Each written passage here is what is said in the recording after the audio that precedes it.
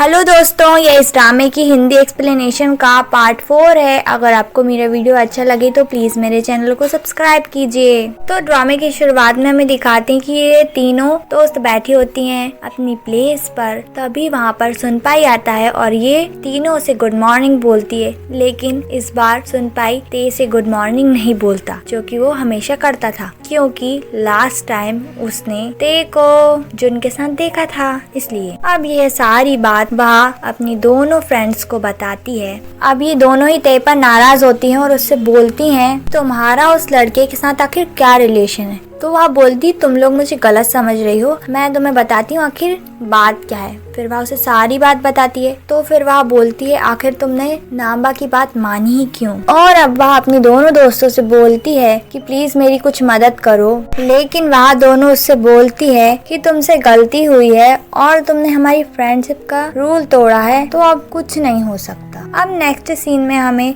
सुनपाई और जुन को बताते हैं, दोनों बैठे होते हैं, बात कर रहे होते हैं। तो सुनपाई उससे बोलता है, आखिर तुम दोनों का क्या रिलेशन है? तो जुन बोलता है कि हम दोनों बहुत अच्छे दोस्त हैं। तो फिर सुनपाई उससे बोलता है कि मुझे विश्वास नहीं है कि एक लड़का और एक लड़की दोस्त हो सकते हैं। तो फिर जुन उससे बोलता है कि आखिर तुम भी तो ते को धोखा ही दे रहे हो। तो फिर वह बोलता है कि मैं इसे ही शादी करना चाहता हूँ, और बोलता है कि वह मेरे लिए परफेक्ट है और दूसरी लड़कियों के साथ तो मैं ऐसे ही घूमता हूँ ताकि उसे थोड़ा जला भी सकूं। और अब जुन जाता है सीधे ते के पास और वह उससे पूछती है कि आखिर वहाँ क्या हुआ। तो वह बताता है कि उसने कहा कि उसे विश्वास नहीं है हम दोनों के रिलेशन पर, और यह कहकर अंदर चला जाता है शॉप में। हम क्या देखते हैं कि बेचारी ते बहुत परेशान बैठी होती है। और अब थोड़ी देर बाद ये लोग डिनर के लिए बाहर आते हैं। तो फिर ये दोनों यहाँ पर बैठे होते हैं। अब ते उससे बोलती है कि तुमने जितने भी पैसे कमाए हैं लाओ मुझे दे दो, और फिर वह उसे दे देता है। और वह देख ही रही होती है पैसे, लेकिन उसकी नजर जाती है सुनपाई और उसकी फ्रेंड यूमे पर। यह देखकर उसे थोड़ा नहीं बहुत बड़ा शॉक लगता है। वह उसके पास दौड़ कर आती है और उससे पूछती है, क्या आप दोनों डेट पर आए हैं? तो वह बोलती है नहीं। तो सुनपाई उससे बोलता है, हम भी डेट पर नहीं आए हैं, हम भी डिनर करने ही आए हैं। और फिर ये दोनों चले जाते हैं आगे। जुन ते से पूछता है, आखिर ये लड़की है कौन? तो वह बताती है कि ये मेरे ही साथ बैठती है डेस्क पर। तो वह बोलता है, काफी क्यूट है। तो फिर वह उसकी तरफ गुस्से से देखती है। अब नेक्स्ट डे ते अपने दोनों दोस्तों के साथ बैठी होती है और यूमे से बोलती है कि आखिर तुम कर क्या रही हो? तुमने सुनपाई को ही छीन लिया मुझसे। तो फिर वह उससे बोलती है, आखिर गलती तो तुम्हारी थी और मैं तो बस ट्राई कर रही हूँ। अब वहाँ से आने के बाद ते अकेली खड़ी होती है और काफी उदास होती है। तो जुन उसके पास आता है और उसे समझा रहा होता है, देखो तुम चिंता मत करो, सब ठीक हो जाएगा। तो वह बोलती है कि सारी मेरी ही गलती थी, मैंने ही सावधानी नहीं बरती, और फिर रोने लगती है। तो जुन उससे बोलता है, चलो मेरे साथ, सुनपाई से बात करूंगा मैं तुम्हारे लिए। और अब ये दोनों पहुंच जाते हैं सुनपाई के ऑफिस और उससे बोलते हैं, हमें तुमसे 2 मिनट बात करनी है। और फिर जुन सुनपाई का हाथ पकड़ता है और उसे खींचकर एक कैबिन में ले आता है। और फिर बोलता है कि तुम हम दोनों के रिलेशन को गलत समझ रहे हो, जैसा तुम सोचते हो ऐसा कुछ भी नहीं है। और यहाँ पे जुन सुनपाई को विश्वास दिला देता है कि वह गे है। मतलब यहाँ पे इन्होंने सुनपाई को अच्छा खासा बेवकूफ बनाया है। अब ये दोनों सुनपाई को उल्लू बनाकर मजे से खुश होकर वापस आ रहे होते हैं, और ते तो कुछ ज्यादा ही खुश होती है। तो एक्साइटमेंट में जुन को हग कर लेती है। फिर उसके बाद वह दोनों एक दूसरे से अलग होते हैं और जुन बोलता है, कोई बात नहीं, हम दोनों बहुत अच्छे फ्रेंड्स हैं। अब नेक्स्ट डे ये तीनों फिर बैठी होती हैं अपनी जगह पर, और यूमे ते से बोलती है कि अब शायद तुम्हें मुझे अपनी सीट दे देनी चाहिए। तो अभी वह कुछ नहीं बोलती, और अब सुनपाई आ रहा होता है। तो यूमे उसे गुड मॉर्निंग बोलती है, लेकिन वह बोलता है ते से। तो यह देखकर दोनों को ही शॉक लगता है। और अब इन तीनों की फिर से मीटिंग होती है, और यहाँ पे ते बता देती है कि हम दोनों की सारी गलतफहमी अब ठीक हो चुकी है। यूमे से बोलती है, अब कोई फायदा नहीं, और वहाँ से चली जाती है। और अब घर आकर अपनी सेवा कराती है जुन से, और अब वह थोड़ी देर उसकी सेवा करता है। उसके बाद बोलता है कि अब मुझे जाना है। तो वह पूछती है, कहाँ जाना है? तो वह बोलता है कि मैं डेट पर जा रहा हूँ। तो यह बात सुन के ते को थोड़ा सा झटका लगता है और वह बोलती है, तुम्हारी गर्लफ्रेंड है?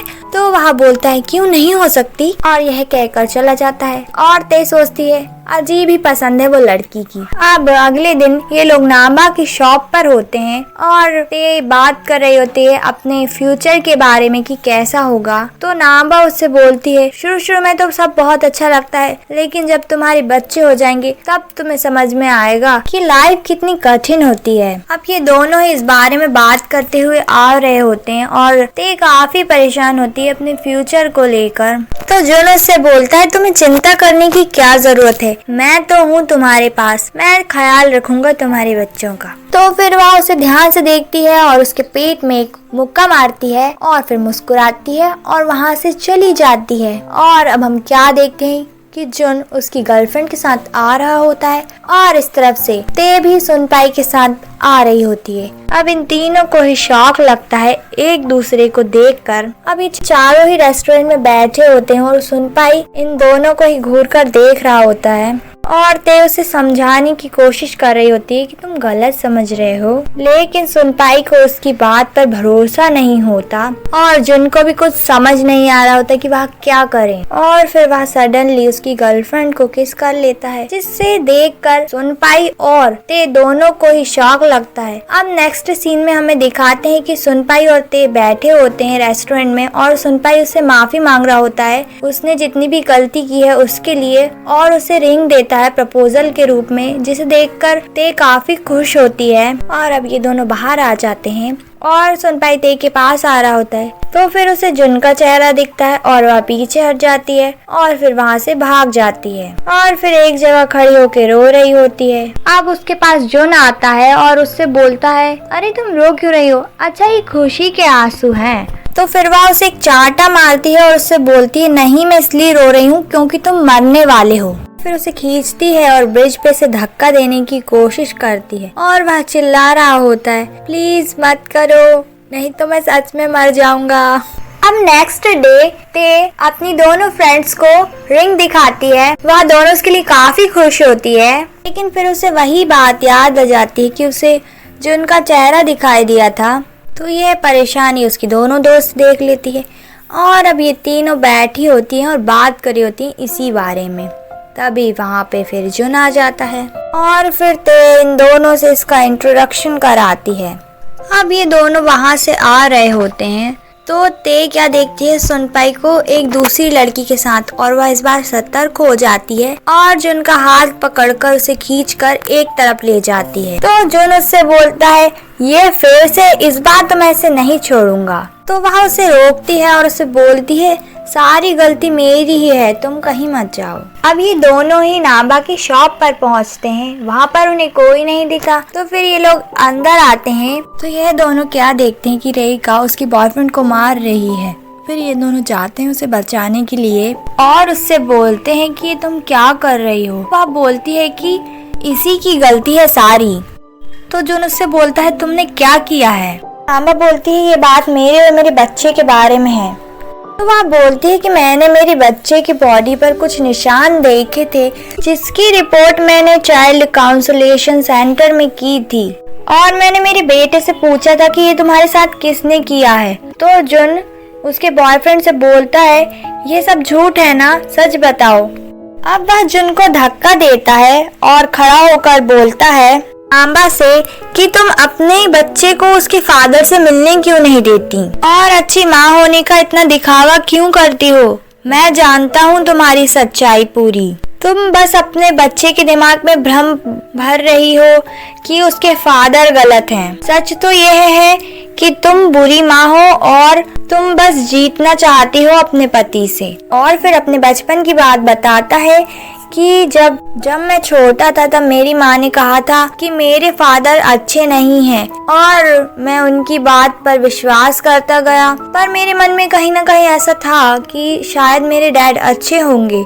फिर मैंने मेहनत करी और मैंने पैसे कमाए और मैं उनसे मिलने गया तो मुझे क्या पता चला सच्चाई तो बिल्कुल अलग थी। जैसा मेरी माँ ने कहा था उनके लिए वैसा कुछ नहीं था, कि वह तो मुझसे हमेशा मिलना चाहते थे और मेरे साथ रहना चाहते थे। इसके बाद मुझे अपनी माँ से नफरत होने लगी और मैं चाहता था कि वह मेरी लाइफ में कभी होती ही नहीं। और नांबा मैं नहीं चाहता हूँ कि तुम तुम्हारे बेटे की नजरों में ऐसी हो जाओ। अब इतना सब कुछ सुनने के बाद नामा को बहुत गुस्सा आता है और वह उसे धक्का देती है और उससे बोलती है चले जाओ, यहाँ से चले जाओ, कभी वापस मत आना। अब वह जा रहा होता है तो बाहर नामा का बेटा बैठा होता है, तो वह उससे बोलता है अब तुम अपने फादर से मिल सकते हो, और वह मुस्कुराता है और अब चला जाता है। अब ये दोनों ही बात करते आ रहे होते हैं, तो फिर तेई रुकती है और उसे बताती है कि जब सुनपाई मेरे पास आ रहा था तो मेरे दिमाग में तुम्हारा चेहरा आ गया था। तो जुन बोलता है मेरा चेहरा, तुम्हारा मतलब क्या है? तो फिर वह उसे बताती है कि मैं वहाँ से भाग गई थी, और बोलती है कि अब मैं रिंग लौटाने का सोच रही हूँ। वह बोलता है कि तुम्हारा दिमाग खराब हो गया है क्या? तो ते बोलती है कि मैं अपने आप को माफ नहीं कर सकती और अब मैं थक गई हूँ। मैं चाहती थी एक अच्छी हाउस वाइफ बनूंगी, मेरी लाइफ एक प्रिंसेस की तरह होगी, लेकिन ऐसा कुछ नहीं हो सकता। और बोलती है कि मुझे डर लगता है कहीं मैं नाबा जैसी ना बन जाऊं। तो अब जुन उसे समझाता है कि तुम काफी परेशान हो, मुझे लगता है तुम घबरा गई हो सारी चीजों के बारे में सोचकर और अपने फ्यूचर को लेकर। बोलता है कि मैं तुम्हारे ही लिए हूँ, तुम जब चाहो मुझ पर अपना स्ट्रेस निकाल सकती हो। और उसे काफी समझाता है कि देखो मुझे तुमने काफी अच्छा ख्याल रखा है मेरा, और तुम अपने बच्चे का ख्याल भी बहुत अच्छे से रखोगी, तुम्हारी लाइफ बहुत अच्छी होगी। और रही बात मेरा फेस दिखने की, तो तुम काफी समय से मेरे साथ रह रही हो, इसलिए तुम्हें लगा होगा ऐसा। और अब तेई को काफी समझाने के बाद उसे समझ में आ जाता है और वह बोलती है मैं कितनी पागल थी जो उसे रिंग लौटाने का सोच रही थी। और फिर बोलती है कि मैं उसे अभी कॉल करती हूँ और उसे जाकर माफी भी मांगूंगी। और जो उसे बोलती है थैंक यू, तुमने मुझे रियलाइज करा दिया मुझे क्या करना चाहिए। और फिर जा रही होती है और जुन खड़ा होता है और फिर वह पलटकर उसे बोलती है कि वह फोन नहीं उठा रहा है। तो फिर जुन बोलता है कहीं उसने तुम्हारी कॉल ब्लॉक्स तो नहीं कर दी सच में? और फिर बोलता है अरे उस दिन तो मैंने ऐसे ही बोल दिया था। फिर यह बात सुन के उसकी फिर अच्छी खासी धुलाई होती है और ते उसे पकड़कर फिर से ब्रिज से का देने की कोशिश कर रही होती है। ये दोनों ही घर आ जाते हैं और ते काफी परेशान होती है और अब ते थोड़ा रोना धोना करती है और बोलती है कि तुम्हें क्या पता मेरे सर पर कितनी सारी चिंताएं हैं, तो मुझे तुम्हारा लोन भी चुकाना है। जुन उससे बोलता है मैं समझ गया, और फिर खड़ा होता है और उसके पास आता है और उससे बोलता है अच्छा मुझे बताओ मुझे कितनी मेहनत करनी होगी और कितना काम करना होगा। और ये बोलते बोलते आगे आ रहा होता है और बोलता है बताओ बताओ। तो कुछ ज्यादा ही पास हो जाता है तो वह उसके सर में पेन से मार देती है जिससे वह बेहोश हो जाता है। अब नेक्स्ट डे जुन बड़ा तैयार होता है और काफी जगह ट्राई करता है कि कहीं तो उसे नौकरी मिल जाए, मगर ऐसा कुछ नहीं होता और वो थक हार कर एक जगह बैठ जाता है। तो फिर वह टकराता है सुनपाई से। अब ये दोनों ही रेस्टोरेंट में बैठे होते हैं। उसे बोलता है कि तुमने ते का नंबर ब्लॉक क्यों कर दिया? वह बताता है मैंने उसका नंबर ब्लॉक नहीं किया है, मैं बस काम में बहुत ज्यादा ही बिजी था। जुन उससे बोलता है कि तुम ऐसा कैसे करते हो, एक तो पहले तुमने उसे रिंग दी और फिर दूसरे ही दिन उसके फोन कॉल्स नहीं उठा रहे हो। और अब जुन उससे बोलता है कि तुमने बहुत बड़ी गड़बड़ कर दी है और उसे बताता है कि ते तुम पर गिव अप करने का सोच रही है। अब यह बात सुन के सुनपाई चिंता में आ जाता है तो जुन उसकी चिंता देखकर बोलता है क्या तुम उसे सच में पसंद करते हो? तो वह उससे बोलता है हाँ मैं उसे बहुत प्यार करता हूँ। तो जुन उससे बोलता है कि तुम उसे अपनी फीलिंग्स बहुत अच्छे और कन्विंसिंग वे में एक्सप्रेस करो। तो सुनपाई उससे बोलता है मैंने किया तो था ते को प्रपोज। तो फिर जुन उससे बोलता है तुम्हारा कुछ नहीं हो सकता और उससे बोलता है कि तुम्हें उसे विश्वास दिलाना चाहिए कि तुम बस उसी के हो और किसी के नहीं। तो फिर सुनपाई उससे बोलता है कैसे? तो वह बोलता है अपने आप सोच लो। तो अब सुनपाई उससे बोलता है देखो भाई मुझे इन सब चीजों के बारे में कुछ ज्यादा समझ नहीं आता है, तो क्या तुम मेरी थोड़ी मदद करोगे? तो वह बोलता है आखिर मैं तुम्हारी मदद क्यों करूं? तो वह बोलता है कि तुम मेरे फ्रेंड हो ना इसलिए। तो फिर जुन उससे बोलता है लेकिन तुमने तो कहा था कि तुम्हें विश्वास नहीं है कि एक लड़का और एक लड़की दोस्त हो सकते हैं। यह बात सुनकर सुनपाई को हंसी आ जाती है। और अब नेक्स्ट सीन में हमें दिखाते हैं कि ते बैठी होती है, तभी बेल रिंग होती है उसके घर की और वह बाहर जाकर देखती है तो बाहर सुनपाई खड़ा होता है। तो सुनपाई को देखकर ते सोचती है जरूर ये अपनी रिंग वापस लेने आया होगा और फिर दौड़कर अंदर आती है और सोचती है कि ये गलत समय पे आया है। और फिर सुनपाई की आवाज आती है बाहर से और वह बोलता है मैं अगली बार आ जाऊं तो चलेगा। तो वह बोलती है नहीं नहीं रुको, और फिर अब वह दौड़ कर जाती है उसके पास। भाई यहाँ बैठा होता है और वह उससे बोलती है सॉरी मैंने तुम्हें वेट कराया। और अब सुनपाई बोलता है कि मुझे समझ नहीं आ रहा है कि मैं क्या बोलूं। तो फिर तेयो से रिंग निकाल कर देती है, तो वहाँ भी एक और दूसरी रिंग निकालता है। यह देखकर तेयो को थोड़ा सा शौक लगता है, तो सुनपाई उससे बोलता है कि प्लीज मुझसे शादी कर लो। तो ते बोलती है मैं, और फिर सुनपाई उससे बोलता है देखो मैं जानता हूँ मुझे समझ नहीं आता है कि मैं अपनी फीलिंग्स को तुम्हारे सामने कैसे एक्सप्रेस करूँ, और हाँ किसी प्रेजेंटेशन की या फिर कुछ कंपनी से रिलेटेड काम की होती बात तो मैं अच्छे से कर लेता, लेकिन यह सब मेरे लिए बहुत मुश्किल है। तो ते उससे बोलती है ये रिंग मेरे लिए नहीं है। तो फिर सुनपाई उसको रिंग पहना देता है। पहले पहली रिंग पहनाता है और फिर दूसरी रिंग पहनाता है और फाइनली उसे हक करता है और उससे बोलता है मैं अब तुम्हारे साथ कभी नहीं छोड़ूंगा और कभी तुम्हें धोखा भी नहीं दूंगा। और ते की आंखों में से आंसू आ रहे होते खुशी के, और जन इनको देख रहा होता है और इनके लिए बहुत खुश होता है। अब नेक्स्ट डे ते काफी खुश होती है, अपने दोनों हाथों की रिंग देख रही होती है, तभी उसके पास जुन आता है और फिर उसकी टेबल पर पैसे रखता है काफी सारे। तो वह उससे बोलती है क्या है, तो वह बोलता है यही तो तुम्हें चाहिए थी। तो वह बोलती है इतने सारे पैसे तुम्हारे पास कहाँ से आए, तो वह बोलता है मैंने मेरी गर्लफ्रेंड से लिए हैं। और उससे बोलता है लाओ अब कॉन्ट्रैक्ट वापस करो मेरा। फिर वह कॉन्ट्रैक्ट निकालती है और अब वह उसे कॉन्ट्रैक्ट पेपर दे देती है। वह ले लेता है और जाने लगता है। तो फिर वह उसे रोकती है और उससे बोलती तुम काफी जल्दी में हो।